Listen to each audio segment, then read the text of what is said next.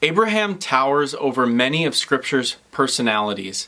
As the father of many nations, he is revered the world over as the patriarch of Islam, Judaism, and Christianity. His trust in God's promises is unequaled. His obedience to the Lord's will is without parallel.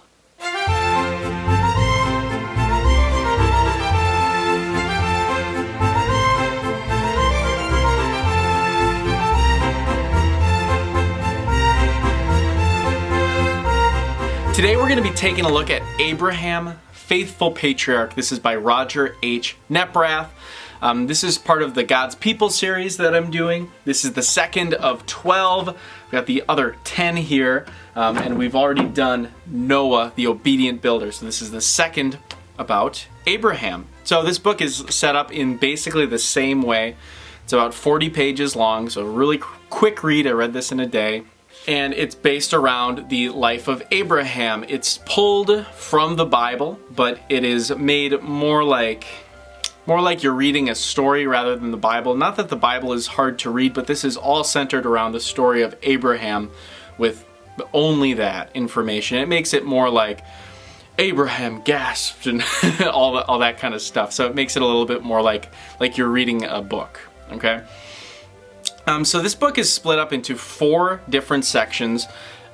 We've got chapter 1, Called to Faith, 2, Growing in Faith, 3, Faith Rewarded, and 4, Faith Tested.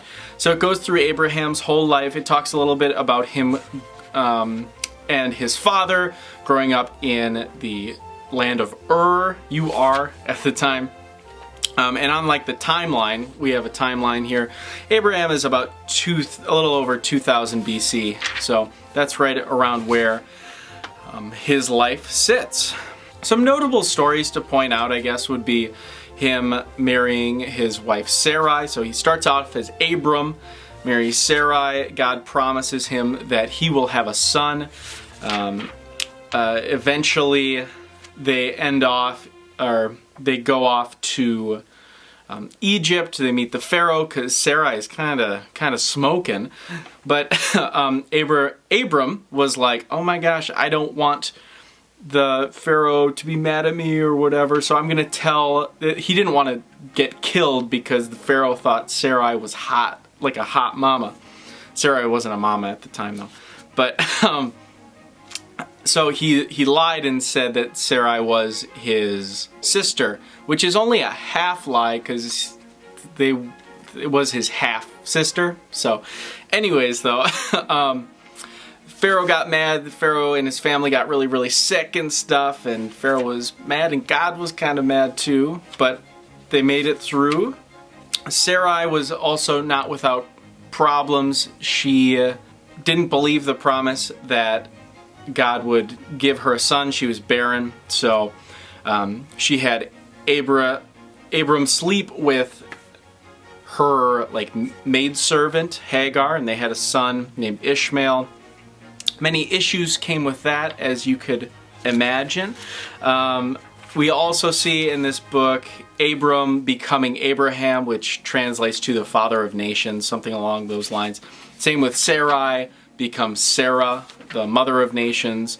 And then we also see probably the most famous story from Abraham, when God commanded Abraham to, after a long time, I think Abram was 100 years old, he finally had a son with Sarah named Isaac. And after he had the son, God commanded him to sacrifice his son, or as if he were a sacrificial animal, and tested the faith of Abraham. And you probably know where it goes with after that, but if you don't, check out this book or just read the Bible. But it's a really interesting story, and this book does a really good job of kind of explaining why God might have done that. I know it seems kind of weird. He promised him a son and then he told him to kill his own son. That's kind of crazy, but tested the faith of Abraham, and it works out in the end. So yeah, this is a great book. I should also mention there's an interesting page, much like the Noah book. There's these red pages that aren't necessarily within the storyline, but they explain different things. This one has the glory of God.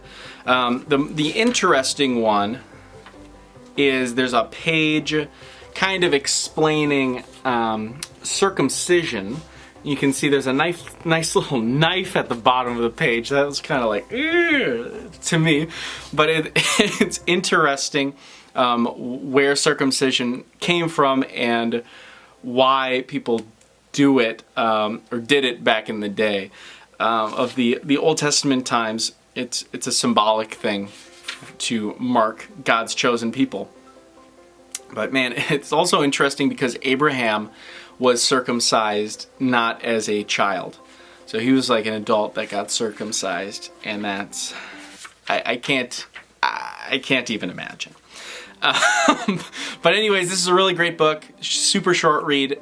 I have linked below the entire series of God's People, put out by Northwestern Publishing House, if you're interested in checking out the entire series. Throughout the month of April, I will be going through all 12 of these. So next up is Jacob, is the next one we'll be taking a look at.